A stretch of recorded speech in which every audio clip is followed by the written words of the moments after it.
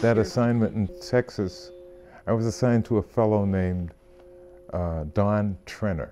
His whole life was involved in music. He was the director of the Steve Allen Tonight Show. He was Nancy Wilson's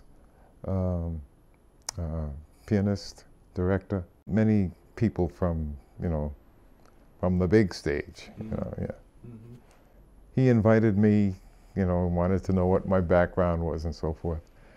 And so I told him I was a pianist, I sang, and I liked to do arrangements for groups, So he took me under his wing, told me all about, showed me all about orchestrating for different size orchestras and bands.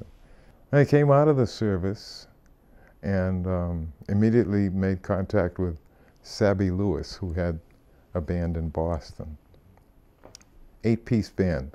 And they used to call his band the little bassy band because he had that same feel with 5 horns rather than, full orchestra. So my first professional gig was writing for Sabby Lewis's orchestra.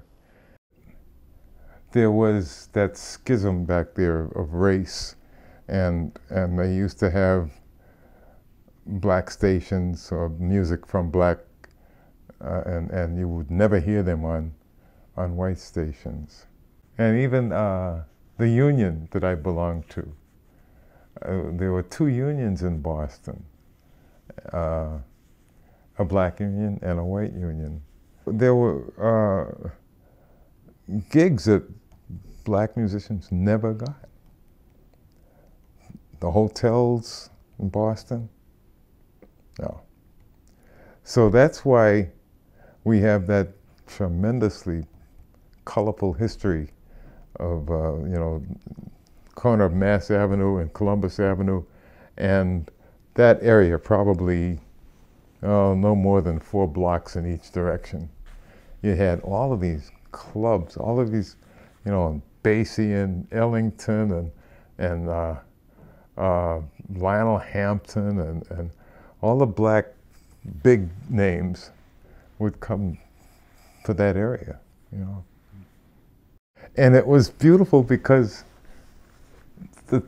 segregation had positives, a lot of negatives, but some positives.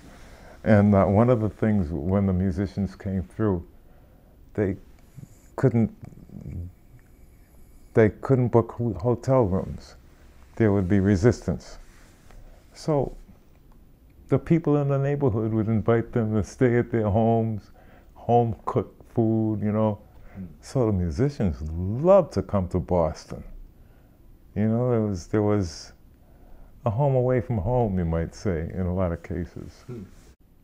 I can remember one night I went to Symphony Hall, and Woody Herman's orchestra and the Nat King Cole Trio on the same ticket. I didn't know any of the musicians, but I made myself known. I write for Sabby Lewis, that type of thing, and I would tell them that Sabby's back at the Big M, which was right up the street from Symphony Hall. Well, I'm telling you, later that evening at the Big M was Sabby's band, a lot of Woody Herman's band, Nat King Cole, all on the stage doing this great thing, a musical loving. Yeah. That was one of those big moments in my life.